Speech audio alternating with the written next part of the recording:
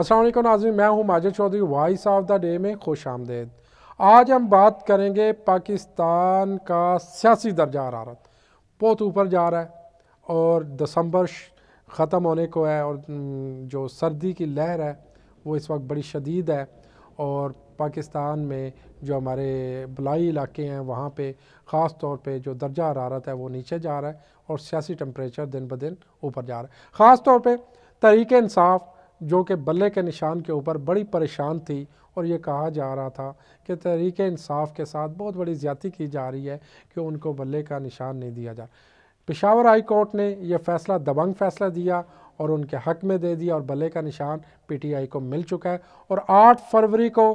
پاکستان تحریک انصاف سمیت جتنی بھی سیاسی جماعتیں ہیں وہ الیکشن میں بھرپور حصہ لینے جا رہی ہیں۔ خاص طور پہ ہم یہاں بات کریں گے نواز شریف صاحب، شہباز شریف صاحب اور مریم نواز اور نون لیگ کے جو قائدین ہیں وہ اس وقت بڑے بڑے دعوے کر رہے ہیں اور بڑی بڑی عوام کو امیدیں دکھا رہے ہیں کہ ہم الیکشن جیت کے پاکستان کے اندر جو یہ ترقی کا پہیہ رکا ہوا تھا وہیں سے شروع کریں گے اور پاکستان کو آگے لے کے جائیں گے، ایشیا کا ٹائگر بنائیں گے، اور پاکستان میں یہ جو اندھیرے ہیں ان کو ختم کیا جائے گا۔ روشنیوں کا وہ ذکر کر رہے ہیں، ہاسپٹل کا ذکر کر رہے ہیں، مختلف جو ان کے منشور کے اندر چیزیں شامل ہیں وہ لوگوں میں بیانیہ بنانے کی کوشش کر رہے ہیں۔ اسی کے ساتھ پیپلز پارٹی جو کہ وہ اب سوچ رہی ہے وہ کس کے ساتھ کھڑا ہو، کیونکہ الیکشن کا دور ہے، کیونکہ پاکستان مسلم لیگ نون اور پیپلز پارٹی ماضی کے اندر دونوں حریف جماعتیں تھیں، لیکن گزشتہ کئی سال ہم نے یہ دیکھا کہ جو ہی پاکستان تحریک انصاف اقتدار کے اندر آئی اس کے ساتھ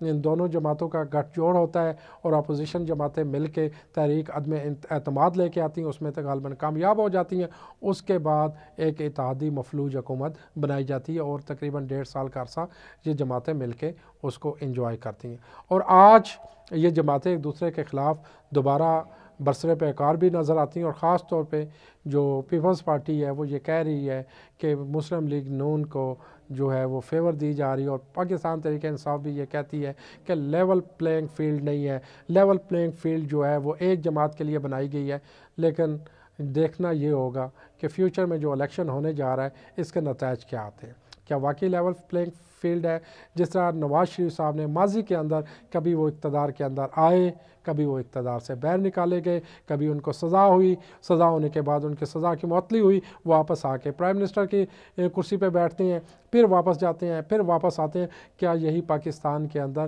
یہ عمل بار بار دہرایا جاتا رہے گا؟ کیا واقعی پاکستان کی جو سیاست ہے اس کے اندر ابھی بھی بہت کچھ سیکھنے کو ہے؟ اور خاص طور پہ جو ہمارے جو سیاسی قائدین ہیں انہوں نے ماضی کی غلطیوں سے میرا خیال نہیں کہ کوئی سیکھا ہوگا، کیونکہ ایک مرتبہ جب غلطی کی جاتی ہے تو دوسری مرتبہ اس غلطی کی گنجائش نہیں ہوتی، کیونکہ پاکستان کا یہ المیہ ہے، یہاں پہ غلطیاں بار بار دہرائی جاتی ہیں اور انہی غلطیوں کو بار بار دہرایا جاتا ہے جو ماضی کے اندر کی جاتی ہیں، اور ایک شخص کو انصاف کے کٹہرے کے اندر کھڑا کیا جاتا ہے اور کہا جاتا ہے کہ یہ پاکستان کا سب سے بڑا ڈاکو ہے، یہ پاکستان میں کرپشن کی جڑ ہے، یہ پاکستان میں کرپشن کا جو ناسور پھیل چکا ہے اس کے پیچھے اسی کا ہاتھ ہے، اس کو سزا بھی دی جاتی ہے، اور کورٹس کے جو فیصلے آتے ہیں وہ ہم کہتے ہیں کہ میرٹ کے اوپر فیصلہ کیا جا رہا ہے، اس کے بعد ہم یہ دیکھتے ہیں کہ وہ فیصلے ختم ہوتے ہیں، معطل ہو جاتے ہیں، اور ان کو دوبارہ اپنی پوزیشن پہ بحال کر دیا جاتا ہے، اور کہا جاتا ہے کہ یہ سیاسی انتقام تھا، اس کے پیچھے ایک سیاسی مقصد تھا جس کی وجہ سے ان کو ٹارگٹ کیا گیا۔ آج عمران خان صاحب جیل کے اندر قید و سلاسل کے اندر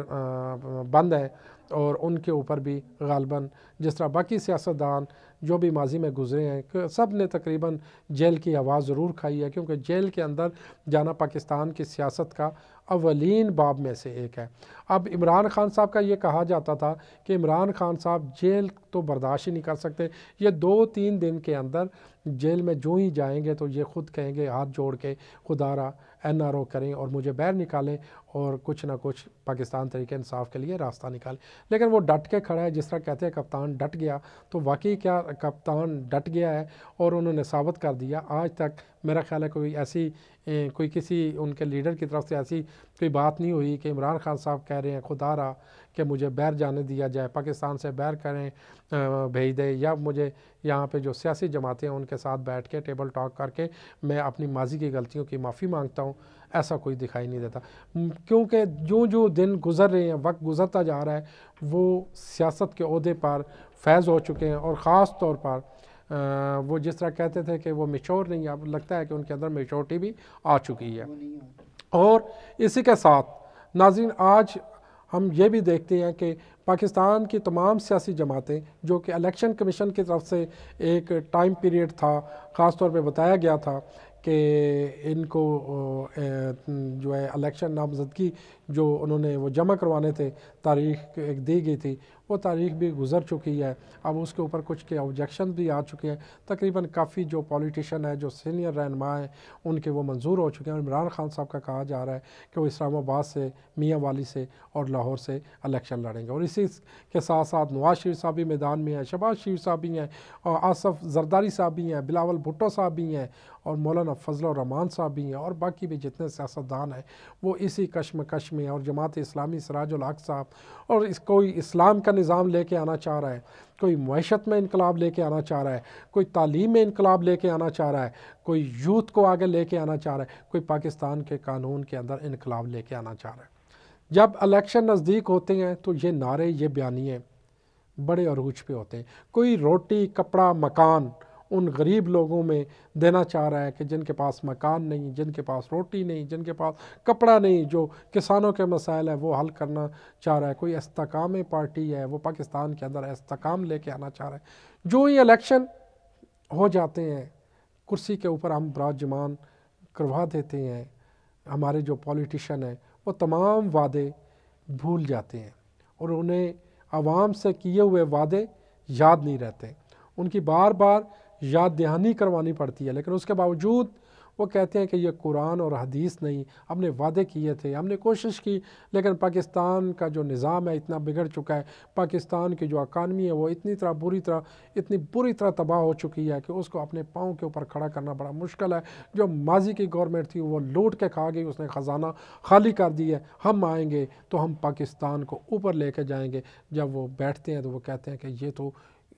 اگر ہم یہ مہنگائی نہ کرتے، یہ پیٹرول کے ریٹ نہ بڑھاتے، یہ روزمرہ کھانے پینے کی چیزوں کے ریٹ نہ بڑھاتے، تو پاکستان تو خدا نخواستہ دیوالیہ کر گیا تھا۔ ہم نے بچا لیا پاکستان کو، وہ کنویں میں جو گر رہا تھا اس کو ہم نے روک لیا، اب جب ہم آئیں گے تو پاکستان میں انقلاب لے کے آئیں گے۔ ڈالر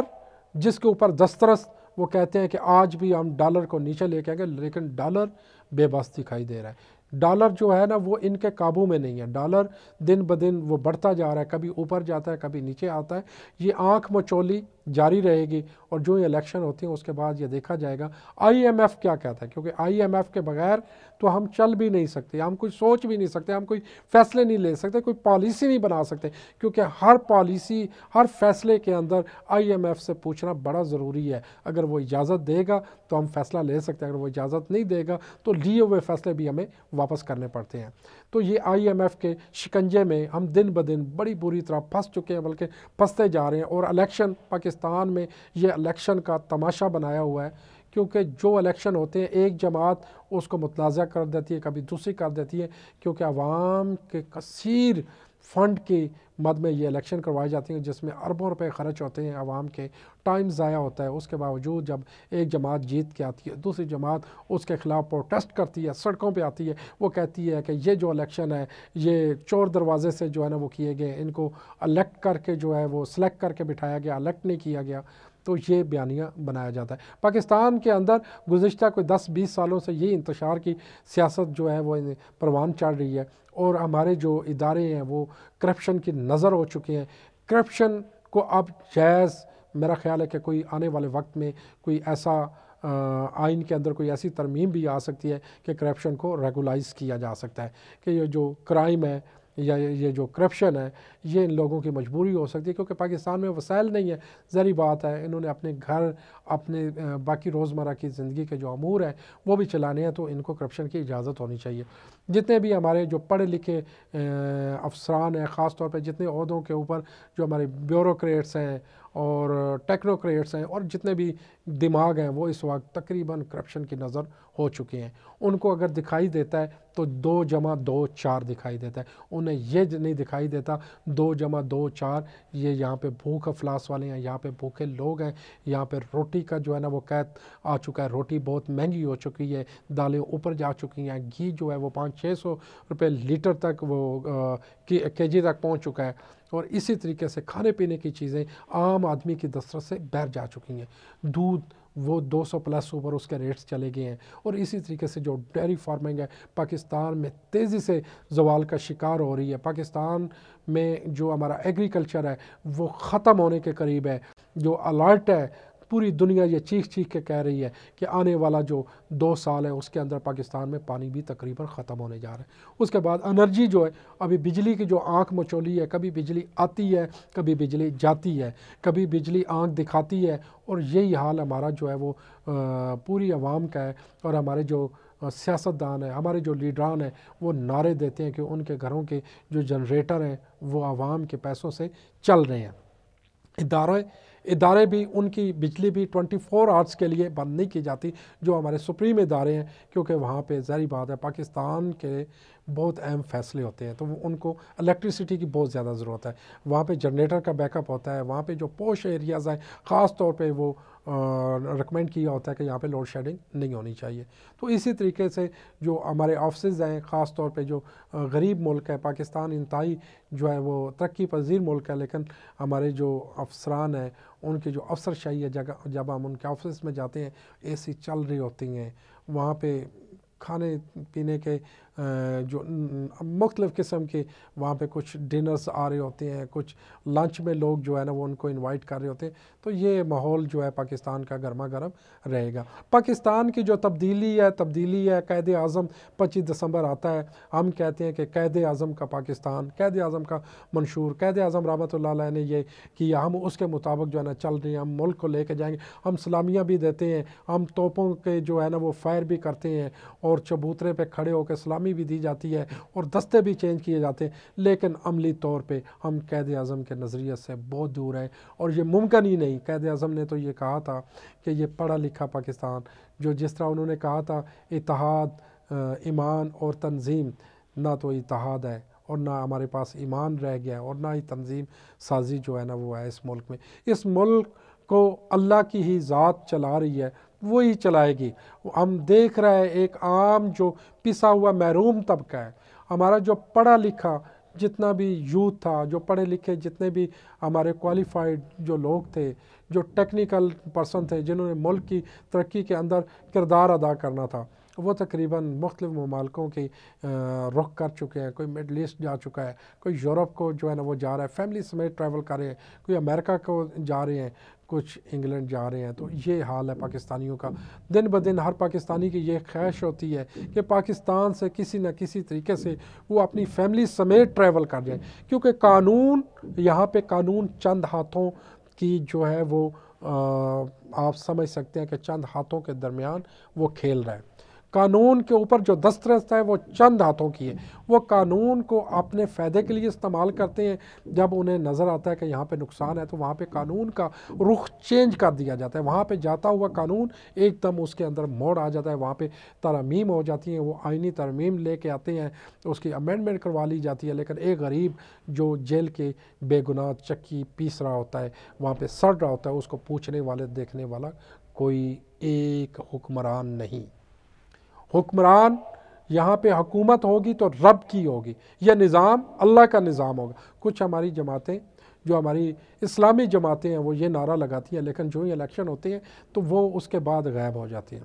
وہ کہتے ہیں کہ ہم اکثریت میں نہیں ہیں، ہمارے پاس اکثریتی جو ہے نا وہ ووٹ نہیں ہے، عوام ہمیں ووٹ نہیں دیتی، تو اس وجہ سے۔ لیکن آپ جب ایک منشور کے اوپر، ایک بات کے اوپر آپ کھڑے رہیں گے تو مجھے یقین ہے کہ وہ وقت دور نہیں کہ جب آپ کو کامیابی ملے گی۔ لیکن جب آپ اپنے مفادات کا، اپنے اسلام کو اپنے ذاتی مفاد کے لیے استعمال کرتے ہیں، وہاں پہ سیدھے سادھے پاکستانیوں کو آپ جب دھوکہ دیتے ہیں تو اس وقت لوگوں کا اعتماد اٹھ جاتا ہے۔ تو ہماری سیاسی جماعتوں کے ساتھ ساتھ ہماری اسلامی جماعتوں کا بھی یہی حال ہے. لیکن یہ الیکشن پاکستان کے اندر وہ کھیل بن چکا ہے کہ جو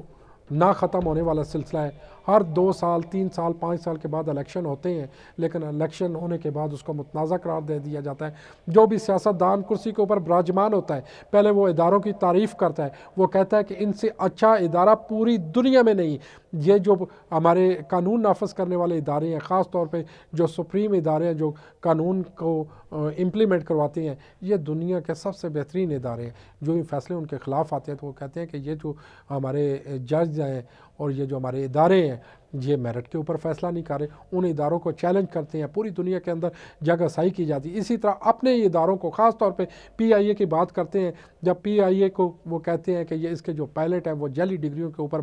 بھرتی کیے گئے ہیں اور یہاں پہ جو ہے وہ لوگ سفارشوں کے اوپر بھرتی کیے گئے. پوری دنیا کے اندر جگہ سائی ہوتی ہے اور اس کا چلتا ہوا جو وہ ایک سسٹم ہے اس کا بیڑا کر کے رکھ دیا جاتا ہے. اسی طرح اسٹیل مل، ریلوے اور جتنے بھی ادارے آپ وابڈا سے لے کے، وابڈا کے جو بل ہیں آج کل خاص طور پہ یہ بھی موضوع ہے، جو عام پڑھا لکھا یا اسے ان ایجوکیٹڈ طبقہ ہے جو ڈیلی ویجز والے ہیں، وہ بیچارے 20-30 ہزار بل جو ہے جمع کروانے کے لیے کبھی وہ اپنی گائے بیچتے ہیں، کبھی وہ اپنا گردہ جو ہے نکال کے وہ ڈاکٹرز کے پاس جاتے ہیں. خدا را یہ بجلی کے بل کسی طریقے سے ادا ہو جائیں. تو یہ پاکستان کا حال ہو چکا ہے. پاکستان میں حقیقی انقلاب کی ضرورت ہے. پاکستان کے اندر ایک ایسا سسٹم لانے کی ضرورت ہے کہ جس سے کرپشن ختم ہونی چاہیے. جتنے اداروں کے اندر بیٹھے ہوئے لوگ ہیں وہ کم از کم اپنے کام کی طرف جو ہے نا وہ فوکس کریں، اور جب تک آپ کفایت شاری، امانت داری اور لگن کے ساتھ کام نہیں کریں گے اس وقت تک کبھی بھی آپ آگے جا نہیں سکتے. ہمارا جو پسماندہ طبقہ ہے وہ ایجوکیشن سے بہت دور جا رہا ہے کیونکہ ان کے پاس وسائل نہیں ہے. تو 2 وقت کی روٹی ان کو کھلائیں یا ان کو تعلیم حاصل کرائیں، کیونکہ تعلیم اتنی مہنگی ہو چکی ہے کہ غریب آدمی کے بس سے وہ باہر جا چکی ہے. تو یہ الیکشن تو آ رہا ہے، لیکن 8 فروری میں ہم نے ووٹ انہی لوگوں کو ڈالنے ہیں جو 20-30-40 سال سے ہمیں نعرے دیتے آئے ہیں، بیانیہ بناتے آئے ہیں. آج بھی ہم ان کے بیانیوں پہ یقین کریں گے. ہم ذات برادری سے کبھی باہر نکل نہیں سکتے. جب تک پاکستانی قوم ایک قوم نہیں بنے گی، جب تک وہ قائد کے اصولوں کے مطابق عمل نہیں کرے گی، اس وقت تک یہ پاکستان کی ترقی کبھی بھی ممکن نہیں. آج ہمیں سوچنا ہوگا 8 فروری کو ہم نے جن لوگوں کو ووٹ دینا ہے کیا وہ ہمارے ووٹ کے امین ہوں گے؟ کیا وہ ہمارے ووٹ کے امین ہوں گے؟ کیا وہ پارلیمنٹ کے اندر جا کے آپ لوگوں کی نمائندگی کریں گے، آپ کے حقوق کا دفاع کریں گے؟ تو یہ ضرور سوچنا چاہیے اور ووٹ کاسٹ کرنے سے پہلے یہ اس کے اوپر ضرور بات کرنی چاہیے. ناظرین، آج کے پروگرام میں ماجد چودھری کو اجازت دیجیے گا. نیکسٹ پروگرام میں انشاءاللہ ایک نئے ٹاپک کے ساتھ پھر حاضر ہوں گے. تب تک کے لیے اللہ حافظ.